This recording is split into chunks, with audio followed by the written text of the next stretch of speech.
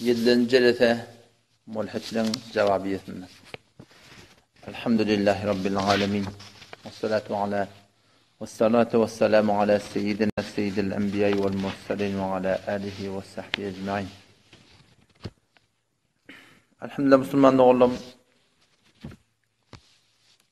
Şol mulhitlerin Kur'an'ın aleyhine, İslam'ın aleyhine, dinin aleyhine aydan keplerin hakkında bir şey tevzihatlar berdik gediye. Bu gece Doktor Sahi Mohum şahsiyetinin kimliği bildi. Doktorluğunu aydıp duruyor ne? Kimliğini aytmap duruyor. Adam korkuk bozacı olayan. Şu kadar zöret ettirdi yani. Mün sefemene kitap yaptır. O da bir ummatın aleyhine. Şu kadar da ödeyenin deli pijettir. Avol okuydun diye aytıyor. Doktorluğunda sınıftır. Yani öğünün kimliğini aytmaptır. Şun öğüde olakan delil kaşın anlarında hiçbir şahsiyeti ilmi yok. Oturanın biri yöne halan züreti düşmanın İslam'ın aleyhine birazda yarıttırdı. O bir hakkı batırın mübarizeti avvalla nebadat. Ta kıyamet selimini tökönecek zatlar. Ve vücudunda da insan şu an tabiatında. Neftin bilen vuruşup durmalı hemice. Huda bilen peygamber'e olarak olacak oldu.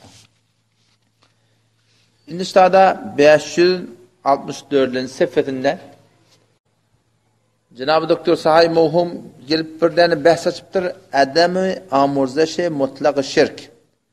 Hilaf-ı idalet est. Allah Tebarek ve Teala Kur'an'da neçe yerde birden de aydıptır ki İnnallaha la yaghfiru en yushrake bihi. Birçok Allah Teala her kim şirk getirse şunu bağışlayacak ediptir. Ve yaghfiru ma dune zalike limen yasha. Şirkten başka haydi bir günah olsa Allah Teala bağışlayacak deyip. Bir şirk boluya, müşrik boluya taraf. Müşrikin hiçbirleri kabul olmuyor. Allah Teala bir adam südüne müşrik geçse hiç vakitte şunu kabul edecekler. Adı Müslüman bolup da yeni şirke müptela olsa imandan çıkacak değil, ne kadar muratlardı. Yani şol amalın onu da sevap verecek değil. Kullen Allah Teala şirk la yaghfiru en yushrake bihi diye. Allah bağışlayacak ki şunu şirk getirdi diye fakat Hudaydan gani çağırma, Hudaydan gani tığınma o butperestçi o falan mukarib onu kafirliğini yüklep hava bir de bir Huday'a tığınmamız da var, tevhidimiz de vahi o diğer Müslüman da o. Müslümanla şun kun şirki bu Huday'tiye amalına riyatiye göz için takkalı koyuya, göz için iştiye, göz için kavuşuya, göz için görünmeye Allah'tan mınna bağışlamıyor. Şu amalından kesin togap yok yani. Şunda derizler almalı da yani. Şu çebesa bizim aramızda ödün ehli tevhid bilip bir Huday'a tığınmaklık bulansam şoňa bir o aňyr başyete musulmançylyk garip bi. Halanki evvelin paýy musulmançylyk. Ine kemet istaran diýen bolanna, tut bolanna, o tadan bir tane ekirpek jygalanna, hak ehli tevhid diýip durarlar, hiç gaýdy ýok. Sıfıttırlar bar ýok. Niýerde tevhid? Tevhid meşi. Tevhid anas kora ýegane dani. Ama tevhid aýgy anas kora ýegane başy, bir Hudaýa wara bolmaklyk, bir peýgambere wara bolmaklyk. Şu Hudaý bilen peýgamberin janyndan, malyndan, awryndan, adyndan, awry mugyýatyndan, şahsiýetinden hemlerini geçmeklik. Asl tevhidçi. Peýgamberge de tevhide çağırtdyr bedi. Peýan qari okuýar ayet Kur'an. Ayet Kur'an okuýar. Ya eyyuhellezine amenu ma lakum thenamul diýär Allah Taala. Näme Allah? Namaz okuýar, arada tutýar, zekat berýär, hac etýär, hemme baki. Ma lakum thenamul diýär. Näme berýär Allah? Ida qila lakum firu fi sabilillah. Çykyň Roma garşy. İrana garşy çykdan gaýdy Allah Taala. İttaqaltum ilal ardi yiragırlan yartan di. Dünya radi bolan di Hudaý taşary. Biz tevhid diýerleri diňe Hudaýa wara bolmak. Ha bu tarafynda da kafirler, kafirler hakynda, kafirler mukamyna gurunetdi, o gurun girmädi. İşte adı Doktor Sahi Mohum getirip bir tane bahs etdi. Adem-i amurzaş-ı mutlak-ı şirk. Hudaý Tebarek ve Teala'nın şirki bağışlamasızlygy, müşriki bağışlamasızlygy şidiptir, hilaf-ı idalet şidiptir. Şu edalete ters şidiptir. Ne yaparım? O yüzden de gurun ediptir. Ben haberim mücazat ekisi ki kafir ya müşrikat zalimanast. Ve liderayi fevk bedun istisna. Şirk gayri gabile bakşiş ve taban müstahakki azab kalemdaşıdır. Allah'ın şirki, müşriki her bağışlayacak ediptir ve şuna neyme? Şuna geliptu ki şuna Huday'tan sonra her bağışlayacak diğerlerini şuna edalet diye ediptir. Avvela Müslüman doğun. Şirke müptela olmaklığın öyle bir kıyın da. Şirke celi. botperestiyetini adam bir kadar 7 kat atman 7 kat yerden bir zati var. Şu mukabilinde gelip de var bir mahlukları şu Hudaý Teala nizametsizlik kainatında şerik bilmeklik, yer ötüreyen başka birini bilmeklik, dağda yaşayan başka birini bilmeklik, muşkul kuşa başka birini bilmeklik, insandan bir beyit da çevirir. Anlatacak da temel bir Allah'ın ne deyip de durmalı mı bir muşkul sağ gurunda yani. Ama gurunçta da ne mi deyip şirk bağışlanmıyor. Ne mi deyip Allah taşın bağışlayacak ya deyiptir. Onun için öğrene mesal olmalı. Hoşçaran başat ki sirri dilberan guftayet der hadisi digaran. Mesal oranda adam kavuşsun diye. Neyi bağışlanmıyor? Mene insaniyette bir mesal orayına. Burada diye var, bir de bağışlamıyor sonu. Eğer bizim zindagimizde bir sürü hususi dağıtlamız var. Bizim özümüzde has dağıtlamız var.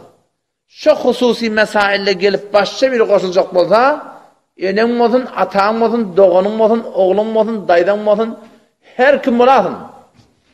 Hiçbir insan için kabul etmiyor. Eğer beşerdeki insaniyeti cahilinde oldu yani. Mesela ne hemen Mevlana Muhammed Ömer Serbacı rahmetullahi aleyh, hani bu mukaddemeye Şemşir Borran'da bir tane misal duruptur. Ne bileyim Allah Teala uta şirki bağışlamıyor. Onu bir tane denana misal duruptur. Böyle ansbeti hazirin. Bir denana vadiptir. Gav denana. Hoş ahlak. Gav diyenim hoş ahlak denana. Khub surat denana. İyi şenger denana. Ne mi diyeyim bolya diptu. İyi biçerine. Hiç bir dadına kemçilik edene. Şu kadar bir hamrak denana. Hem medadın cahinde du.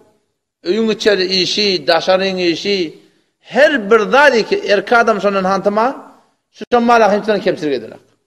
Yöne şu kavluklarının içinde bir tane terekesiri var.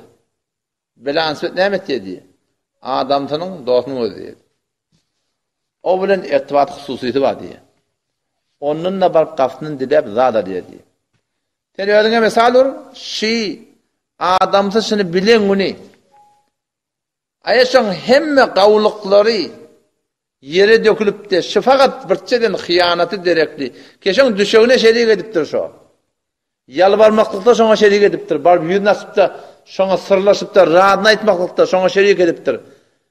Eğer insaniyeti, merdaniyeti, şecaatı bir cahilna bağ adam şuna hemme kavçılıklarını yere döküp şıbırdadi esen insanı musulman hiç ondan kabul etmiyor. Ne olsa artık kafirda öldüğünü kim mal kalan kıyadak böyle şey çekiştir kesbiyerler. Musulmaniyette şimdi musulmansızda şimdi teslim tutmuyorlar. İnsaniyeti ki insan mı olsun? Şunu hiç öte kabul etmiyor ki gelip bir tane zenana ki şu kadar kavlukları bilen emma şu gelip düşüğüne kıyat et. Ama yeni bir zenana var. O Hudaý Teala'nın bir pak damen zenana. Yöne kendi adamı onşanak, yaltarak, beter avdalıkta yok. İşletti etmeyeni doğru denak. Herisi cenk demen. Kağıt sıvırıç öter yani kağıt dekmeş diye diye. Kağıt parçalanmalı diye birbirini. Yöne adamsı biliyor. Men bilen yürüyorsun. Yüreğim men bilen. 6 ay yapar ki man hıyanatı yoksun. Şıkkınen zenana tamamı kembutta saklanılıyor. Muhabbet ediliyor çünkü yürek şu bilen. Emma avval kılınana tamamı hubileri ki var gelip şu düşeğinle hıyanat etse şu hiç vakti saklanmıyor. Burada sorulmadı mı? Avvalla vağa nedendim? O cergelen tarafta. Bir taraf böyle karşım var yakak. Maçada da karşım var yakak. Sonra şu avval bir gurrun edemizde sonra da barım şanak diye de. Bana hemişe suallışı diye. Ki ne mi deyip Hudaý Teala şirki bağışlamıyor? Ne mi megaştadı? Adam Hudaý Teala'nın başına bir iş okladı. Hudaý Teala'nın şoň oğlanın şoňy ayağı ışık çıktı. Beylek şelek yolurdur yan çıktı. O da sonra yüze çıktı. Yüze çıktı da. Ödü vurmadı. Şonda diye yüze çıktı belli oldu ki menmenine başka birbirine bir bece gurun bağmıştı. Şundan peşiman olup ayağıma düşüp yalvarıp her porum oldu diye de. Ki ne mi diyeyim ben aslında teyyar da bunun ya. Bağışla beni. Olmaya dedim. Gayri mümkün dedim. Vay can çekti diye. Tohmuti hiç ol. Olmaya dedim. Sonra düşündüm diye. Ki şu Hudaý Teala ne mi şirki bağışlamıyor? Tehtabet o da bir heleyi ki avadallığı başa birinden. İyeriçeri başa birinden. Vücudundan istifade etmeklik başka birinden. Çünkü kudret başka biri veriyor sana. Östüren başka biri. Elinin gevurunda tüyüt veren başka biri. İdirbistiren başka biri. Eklep ulaldıp başka biri. Hemen aşın ulaldıp şu borum ayyalığa tevama çıkarttır. O başka biri ediptir şu zatları. İni geliptir Bismillah Allah'ın adına halal baktır. Şu heleyi ki başka bir terbiyet veriptir. Başka bir şıpırım dereceye getiriptir şunu. Sen fakat Allah'ın adına halal bolanda 24 saatin içinde senden gayri 45 dakika ödün radi edenle senin neviye insan şuna gayratını çekmeye. Kesin bağışlamaklığa. Ama ne yapalım ol Hudayi kesin yaradıptır. Avadallığı beriptir. Kudretini beriptir. Elinin gevine tüydün beriptir. İyicek olanı taamını beriptir. Ağzından diş çıkarıptır. Onun sonra keplediptir. Akıl, hoş fikir beriptir. Yatanını yatırıptır, tutanını turduptur. Kış tomuz güyü diye hem yaşan getiriptir. Şüpherim enetanı ona mehriban ediptir. Ulolduptırlar. Medrese veriptirler. Düşmanlığını hefazet ettir. Şeytanlığını hefazet ettir. Şecre avadallık beriptir.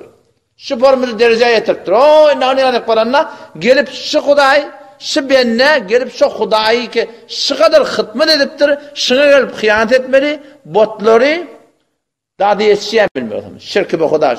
Hudayi'nin oğlu var demeli, Hudayi'nin kıydı var demeli. Ya Hudayi'nin onu inkar etmeli, o Hudayi gelipsin bağışlamalı, Allah ta ettirmesin bağışlamayan demektir.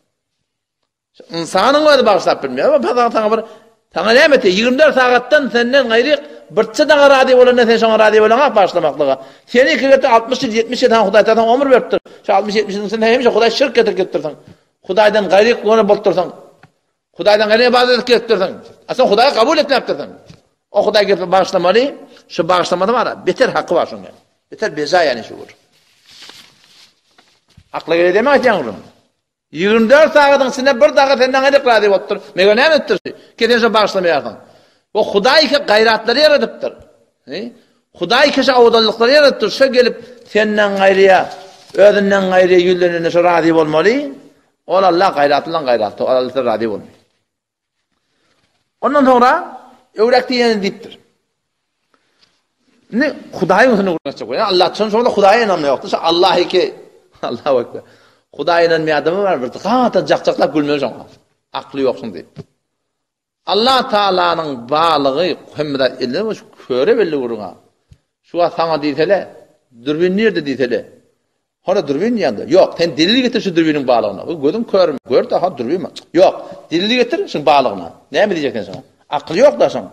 Sana diyelim günü koy diyelim. Hala gününe dağıtanla. Yok, günün bağlığına delil getir. Baba, yine göre de günler. Yok, delil getir şu günün bağlığına. Şu bir zat işi 7 kat atman 7 kat aylaptı. O şuna delillemeyle şu bağlığını hemen söyleyip durduğunda sen et yani. Ağlan haşman kalkan et yani. Kim et yani? Huda diyenlerine göre kim? Allah diyenlerine göre kim? 7 kat atman 7 kat aylaptan bir zatı var. Hemen attı şunun elinde. Sen vücudunda şunun elinde. Şonsuz bolmayan şey. Falikul isbah dağıtırıyan şol. Dağıtmasa bolmayan. Ve cealel leyle sekene. Giyeceğin mahalla arameş eden şol. Gece gelmese bolmuyor. Ve sekkara şemse vel kamer. Ayun aylap doğup durun batıp durun şol. Ayun gelmese bolmuyor. Enzele mines semai ma. Defeden yağın yağdırılmasa bolmuyor. Şimdi belli vurunuz. Refa'as semavati bi gayri amadin teravna. Görünmeyen suduğumun atmaları kaldırıp durur. Şu atman şu dursun durma. Defeden gübürlükler şu kaytırabiliyor musun? Ne mi olur? Bolmuyor da şu. Yebde'ul halqa thumme yu'idu. Halqati yoktan baret diye. Enen görünne teneveden becermeptir. Diğerden de becermedi yok. Nenen de becermedi yok. Olana da hava yok da şöyle kasanından. O 40 yılından sonra nenen övüp durur, burada pop durur diyorlar. O şu bir edip tutarsın. Şu kime sol Hudayi şu. Zalikumullah diyor Hudayi Teala Kur'an. Hudayi şu Kur'an'dan ayda ne mi diyor? Zalikumullah. Şirk etyen Allah diyorlar. Şimdi gelip şu Hudayi'nin sını vurun yaptı Hudayi var. Atma kaydları akıl deyip tentek öyle sağ yer diyorlar. Çera bayet az insan intizar idaş kadar tabana unist. Ne insanın burada adetli insan tabanı yok. Ne mi? O da neymiş? Hudayi kabul etmeli ya. Hudayi kabul etmeli insan ne? Ne müşkül var? İşte Amerika var diye. Amerikan orada adım diyor. Burada bağ deyip duruyor. Bağ da ne? Şu bağlanmanında müşkül varmış ona. Çin ma diye. Gördüğüm zaga adamda. Bağ. Bir de gören adım diyor. Şu Çin'in bağlanmanında sana müşkül varmış. Çin'in bağlanmanında müşkül. Falan dedi pelvan ma diyelim. O bam ha bam. Oraya da ne? Gören de adamda yok, yani bağ deyip durlar. Bu ki görünüp dur hemme adı. Şuna inanmaklıkta ne mi müşkil var insanı? Müşkil de bir şey var. İn zulmü zuras, kaz insan khası şevat, ki bu Hudayı vahid, bedun hiç delil iman biyaver, eğer niyaveli azap mı şevat. Yani hiçbir delil yok Hudayı'nın bağlığına, şuna diye delilsiz diye iman getir diye bekliyorlar. Acip bir uğrun o da, işte hidavet o da, bir tane yılan mecertede şu var biliyor musun? Belki muhralardan, bir tane yılan mecertede maruk kobra, şöyle böylesk bağlı, kutulardan, bırdaklardan, onun kellerini şakayla koyupturlar, o marahim, bunu koyupturlar bir sette. Gelen adamı ağlaca yılan, kobra, kim mecerdayım bunu? Hot dörüdü. Baba, bozuklar de. Doğru zaman etene, kim mecerdi? Yok, hot dörüdü adam. Bu tarzda birden maruk kobra çıkıyor, haşlar. Büyük bir halka odan ha. Mümkün mecerdi. Bu hot oldu. Mümkün mecerdi. Kabul etmeyen de sen. Yankı yılanı ki dessaz oluptur. Kim mecerdi? Palani becerdi. Acayip edip becerdi ama. Vay bunu çından yılanı yala kavlayı. Mar kobra çıkıyor haşlar. Mümkün mecerdi. Yok bu hot derdi. Muhdayı yok. Akla geliyor mu şu? Öyle akıl neyle gittir? Bir tane sığır becerdi biliyor musun? Bir tane sığır becerdi.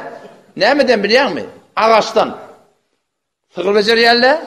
Ama kavuca renk kuruyorlar. Lab maşalca sığır etiyerler. Onu getiriyor hayatın beğunan takıyorlar. Angırdan gözüye sığır mı kadiye geldi. Geriye öyle ağaçtan sığır. Kim becerdi amını? Falan netçer becerdi. Acayip becerdir abi. Vayman avadan becerdi. Angırdan gözüye sığır yalak. O tadan hamana ağla sığır çıkıyor. Her şeyle emceği var. Günde de 20-25 kilo tüyt veriyor. Tanıdı doğruya. Bundan samanı ya ondan tüyt çıkıyor. O taraftan teler çıkıyor. Pat. Yığınımana bir adam böyle. Mümkün becerdi. Hot der bir. Huda yok mu? Akılmış. Akıl ne mi diye işte? Şu kadar akılsızlık ki gelipten Hudayı kişi 7 kat asman, 7 kat yer hem medadi.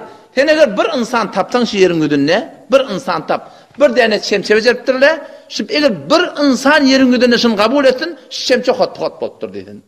Şöyle adamı hem adamla işi etin kelden doğurda ne mi diyor? Hot dörüsü diyor. Baba bozuklat dera. Şu 7 kat asman 7 kat yeri akıl ne mi diyor? Bozuklat dersi diyor. O müştah dedi in zulmü zuras diye. Kaz insan khası şevat ki be Hudayı vahid bedune hiç delili iman biyaver. Delil. Ne mi gerek? Delil var. Huday Teala'nın bağlığına ne mi delil var. Hel köre Huday Teala delil koydu. Ondan sonra da bir nadan fikret ye ki Kur'an geliptir Allah ba demeklige gelen mukadiyada. Halbuki Kur'an gelip bundan şimdi gelen yok Kur'an'ın. Kur'an'na Ebu Cehil Allah'ın ya, Utbe'de Allah'ın ya, Şeybe'de Allah'ın ya. Hem müşrikâne Mekke Allah'ın ya Allah ile müşkülü yok ulan. Şu kadar Allah'ın ya Allah ayet 64 Sure Enkebut 21. ifade vardı okuy. Şu kadar Allah'ın ya Allah فَاِذَا رَكِبُوا فِي الْفُلْكِ kelvatike taymla minellerine deryada da'vullah Allah'ın çağırıyorlar. Muhlisine lehu'd-din haliset gücünün haline şol Allah'a itiqadi deryada fakat Allah da diye diyor demiş. O şüzle Allah'ın ama Kur'an gelmektir adamda Allah'ın ha Allah hem yoksanın yani.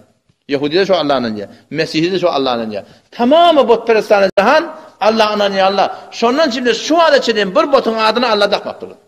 Şu kullu krezeminin milyon edeyim ama münlerse bot var. Eğer bir botun adi gözeştede, şıdamanla, ayende de Allah olsa hiç öte olmuyor. Şu ne ödeyip? Şu tamamsa Allah'ın ya Allah yani. Şu ne için adını Lat taktırla, Ozza taktırla, Rama taktırla, Kereşna taktırla. Yani Buda taktırla, Burada taktırla. Çünkü Hudayla yaşlı. Şimdi bilen çekim. Bu fikret diye Kur'an düşünene. Fikret diye Kur'an geliptir ki Allah'ı başonunun rızak koyayım.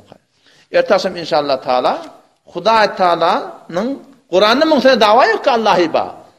Kur'an'ın mümkün dava ki hemmine Huday Teala'nın elinde. Elbette Kur'an dahsan ediptir geçerlerden ki Huday'ı inkar edip ödüm Huday diyelle ba yönü.